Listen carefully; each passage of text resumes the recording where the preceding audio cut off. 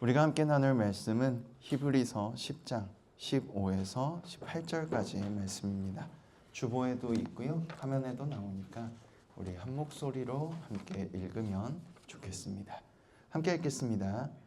또한 성령이 우리에게 증언하시되 주께서 이르시되 그날부로는 그들과 맺을 언약이 이것이라 하시고 내 법을 그들의 마음에 두고 그들의 생각에 기록하리라 하신 후에 또 그들의 죄와 그들의 불법을 내가 다시 기억하지 아니하리라 하셨으니 이것들을 사하셨은즉 다시 죄를 위하여 제사 드릴 것이 없느니라.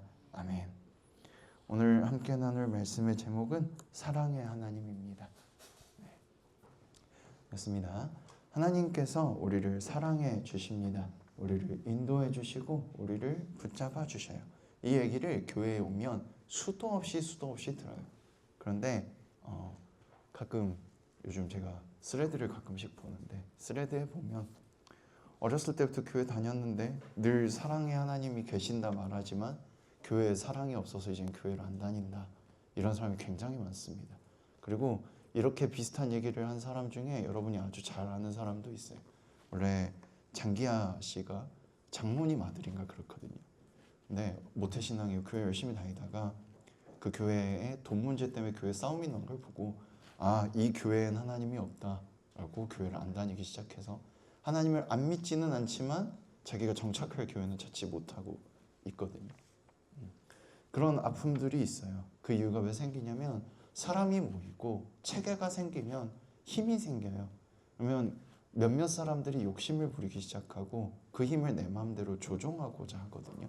똑같은 문제가 예수님께서 사셨던 시대 그리고 그 뒤에 예수님이 부활하시고 하늘로 올라가신 뒤에도 똑같은 문제가 있었어요. 그래서 히브리서에서는 끊임없이 말해요. 이러면 안 돼.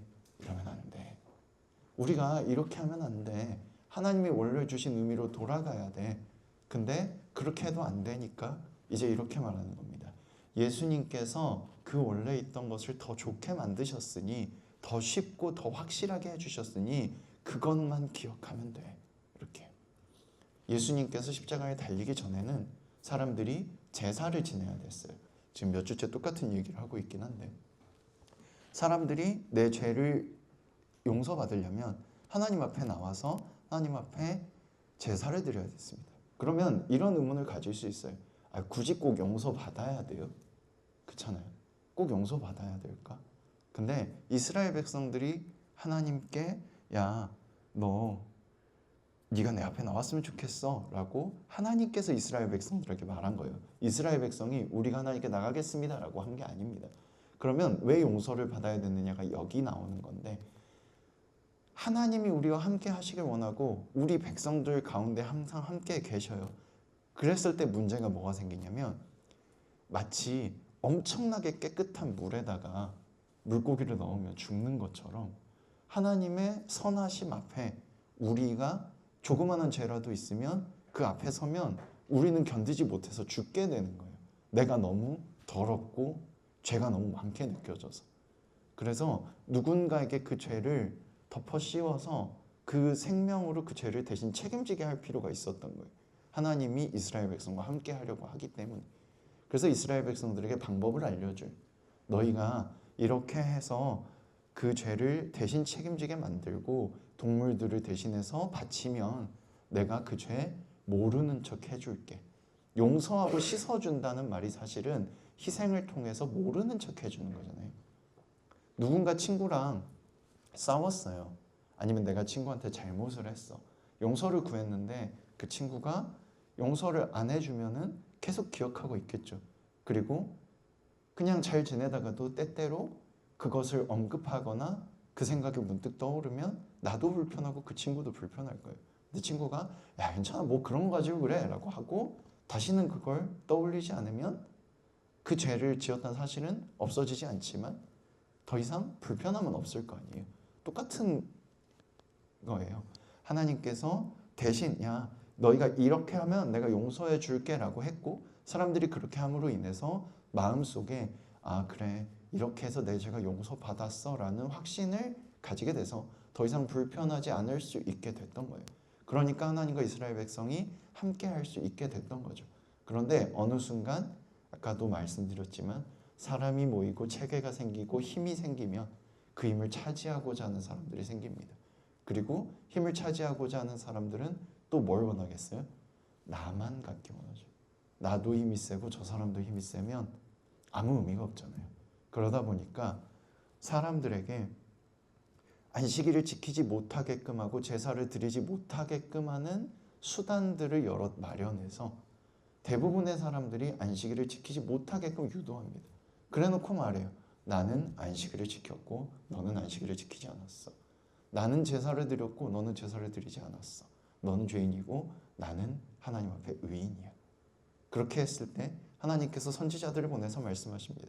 야, 너네가 자꾸 사람을 죽이려고 들지 마. 성전에서 사람을 죽이지 마.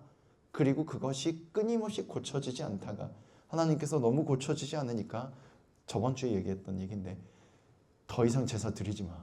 너네 역겨워 죽겠어 라고까지 말합니다. 그런데도 여전히 사람들은 그걸 반복해요. 그래서 예수님이 이 땅에 오셨고 사실 우리가 예수님이라고 이해하기 좋게 하기 위해서 성부 하나님, 성자 예수님, 성령 하나님 이렇게 말씀하지만 사실은 다 똑같이 하나님이고 하나님 한 분께서 우리와 같은 모습으로 이 땅에 오신 게 예수님인 거예요. 그래서 우리와 똑같은 모습으로 오셔서 가장 완벽한 제물로서 대신 그 모든 죄를 다 대신 지고 죽는 겁니다. 그리고 부활하시고 나서 말하는 거예요. 이제 제물도 제사도 필요 없으니 믿고 진심을 주기만 해. 진심으로 믿기만 해. 뭘 믿어야 된다고요? 내가 너희를 사랑해서 대신 십자가를 지고 대신 고통받고 죽었어. 사실 교회에는 기독교 교리에는 기독교 신앙에는 다른 거 아무것도 없어요. 이거 딱 하나밖에 없어. 이거 딱 하나야. 하나님이 우리를 사랑하셔서 이 땅에 오셔서 우리 대신 모든 죄를 지시고 십자가에 달려 죽으셨대. 그리고 거기서 끝나게 안 하시려고 부활하셨대. 이게 기독교 신앙의 전부예요. 이걸 믿고 내가 사랑받고 있다는 사실을 깨달으면 되는 겁니다. 그런데 문제가 있죠. 이렇게 깨달은 사람 중에 욕심 있는 사람이 있을 거 아니에요. 그럼 이 사람들은 다시 뭘 반복하겠어요? 힘을 나만 갖고 나만 하나님과 가깝고 나만 구원받았어를 원하겠잖아요. 그러다 보니까 똑같은 체계를 만들어 나가기 시작해요. 그래서 예수님은 그걸 우려하셔서 십계명을 딱 두 문장으로 줄여놓습니다.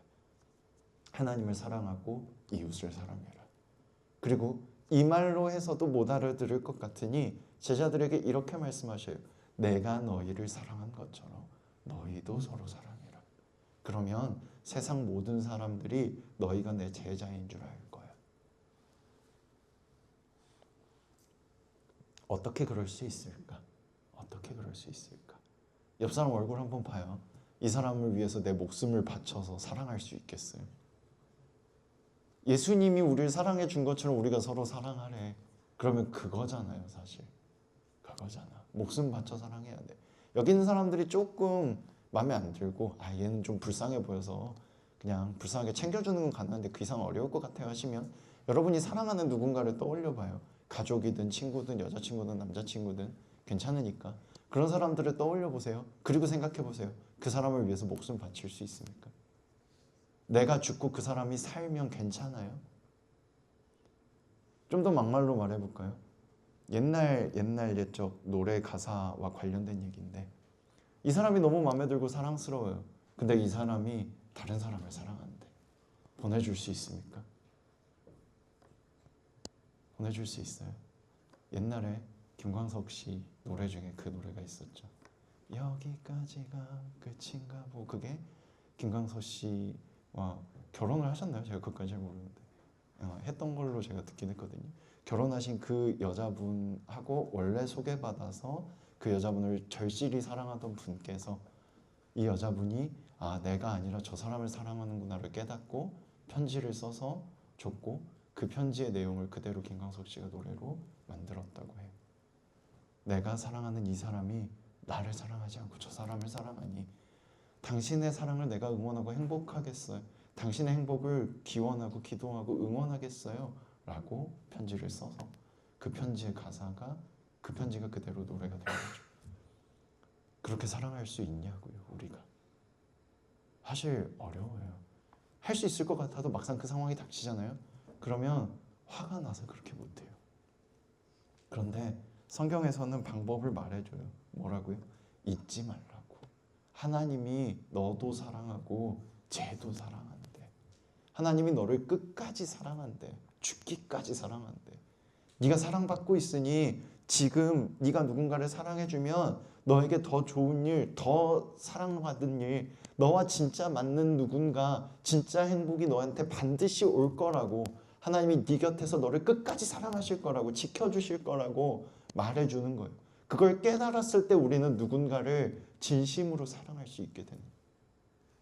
그래서 사실은 사랑하세요, 감사하세요라고 말하지 않아요, 성경은. 기독교 교리는 그렇게 말하지 않아요.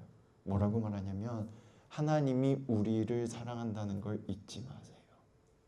이렇게 말합니다. 그런데 어느 순간부터 바뀌기 시작했어요. 그래서 많이 무뎌지고 많이 왜곡되고 누가 잘하냐 못하냐를 가지고 싸우기 시작했거든요.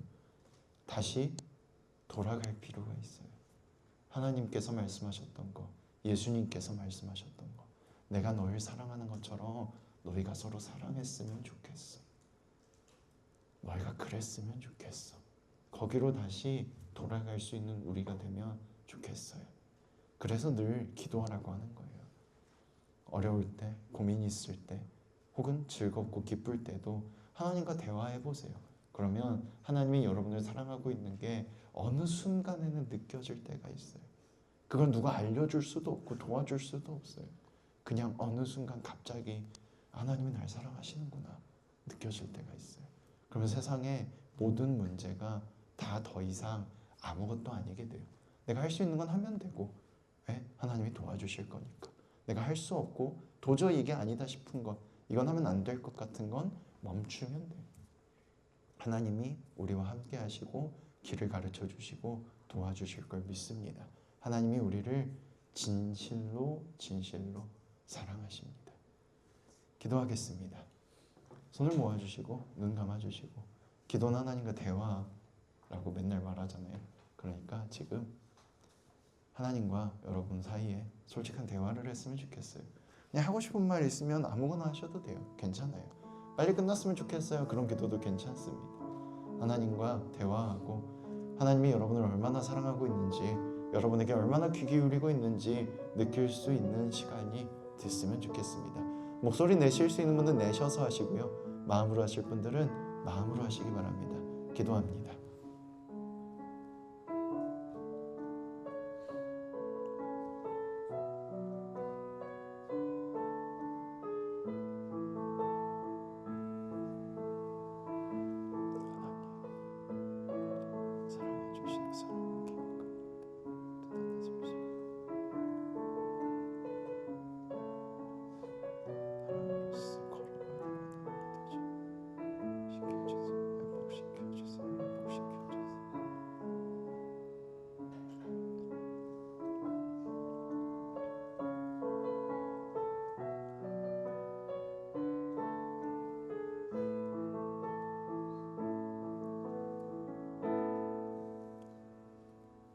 내가 너를 사랑한다. 그 사랑을 깨닫기만 했으면 좋겠다라고, 다른 것 아무것도 바라지 않을 테니 그저 믿고 돌아오기만 하라고 말씀하신 하나님, 그 사랑을 알 수 있길 원합니다. 아직은 잘 모르지만 기도하고 하나님과 대화하며 살아가면서 언제나 곁에 계시고 사랑해 주시고 귀 기울여 주고 계심을 알 수 있길 원합니다. 주님, 그 사랑을 가지고 살아갈 수 있길 원하오니 잡아주시고 용기를, 힘을, 지혜를, 믿음을, 사랑을 허락해 주세요. 언제나 함께해 주세요. 사랑으로 지켜주심을 믿으며 예수님 이름으로 기도합니다.